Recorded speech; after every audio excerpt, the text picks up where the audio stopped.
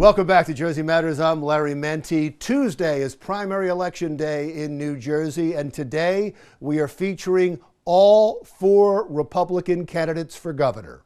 Here's my interview with Hoboken Baptist minister Phil Rizzo.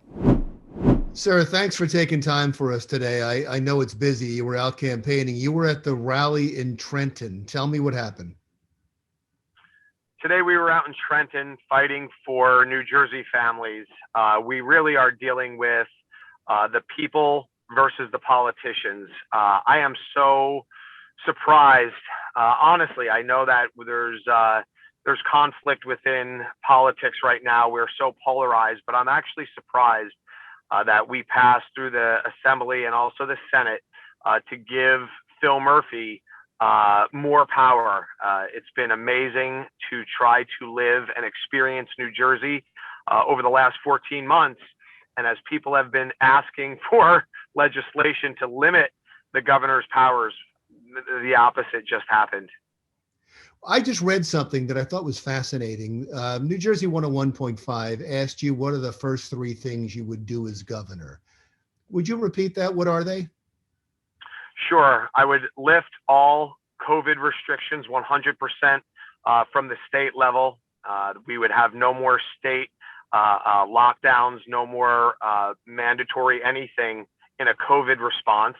I would end sanctuary state policy, and I would immediately go to work on the budget. I would freeze spending, but more importantly, now that I have the proposed budget on my desk for 2022, it's set as a proposed budget of $47 billion.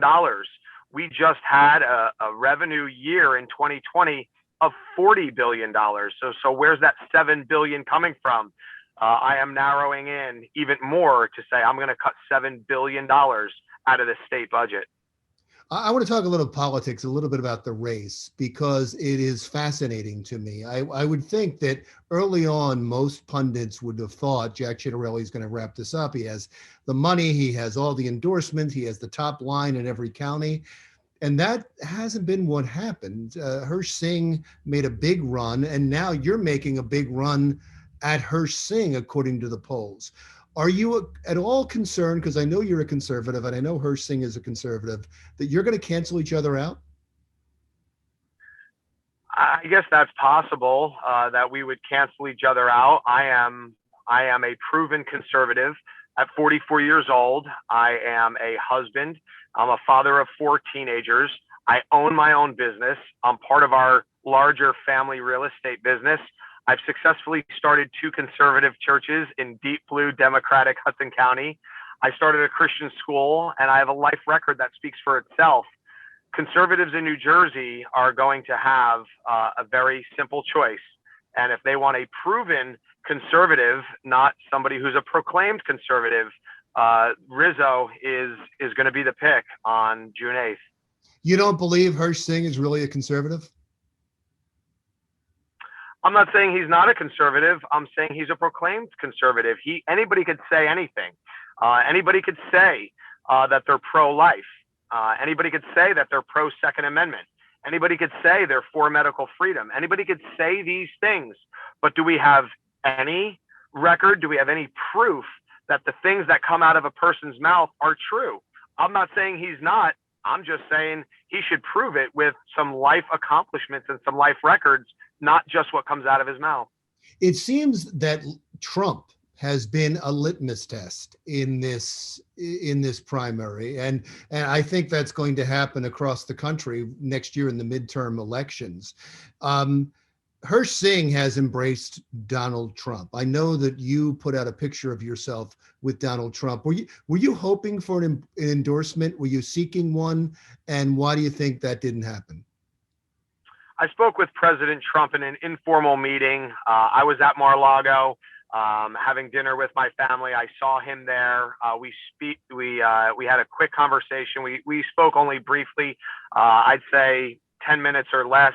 I didn't ask him for the endorsement. Obviously, I would welcome it if he gave it to me. I think if President Trump endorses me, I win the primary. If he doesn't, though, we're going to continue to message New Jersey families. That's what I'm running on. I'm not running on party lines. I'm not running for red and blue. I'm running for New Jersey families. Now, I understand you took a leave of absence from your work as a Baptist minister, a Baptist pastor, excuse me, and you say you're considering doing that for good. Why? Well, we'll see how it goes. I mean, if I win the primary on June 8th, I'm not going back to the pastorate. I'll be campaigning through November. And we'll see what happens after the 8th. I'm going to have a lot of decisions to make with my wife and my children, first of all, and then with our church family as well. I assumed that meant when I read that it didn't matter what happened, that you were considering doing it anyway. That's not the case? After June 8th, I have a lot of decisions to make. Depending on the outcome of June 8th, I may go into ministry in a different arena, helping others start churches. That's what I've done, is I've been starting churches. And so I might help some other families start churches. I may be in politics. If I win the primary and lose in the general, I'm sitting atop of the New Jersey GOP. And so there'll be a lot of work to do as the party head, really, at that point, sitting as the gubernatorial nominee. There'll be a life of politics to follow.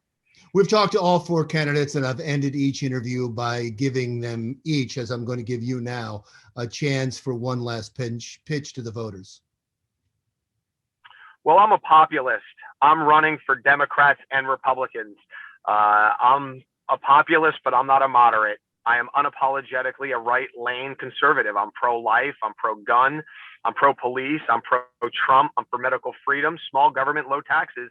You can make the list a mile long of what a conservative Republican looks like, and I check every box. But over the last decade, I've ministered to Democrats in Hudson County. I love Democrats.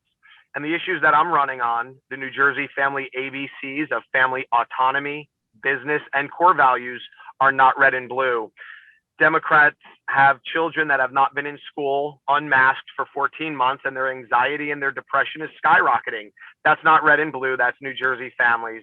And Democrats are entrepreneurs. They own small businesses, including restaurants, and their whole life work is getting crushed right now under Trenton policy. That's not red and blue. That's New Jersey families. That's what I'm running on. We're gaining bipartisan support throughout the state. I'm looking forward to June 8th, and I'm really looking forward to November 2nd.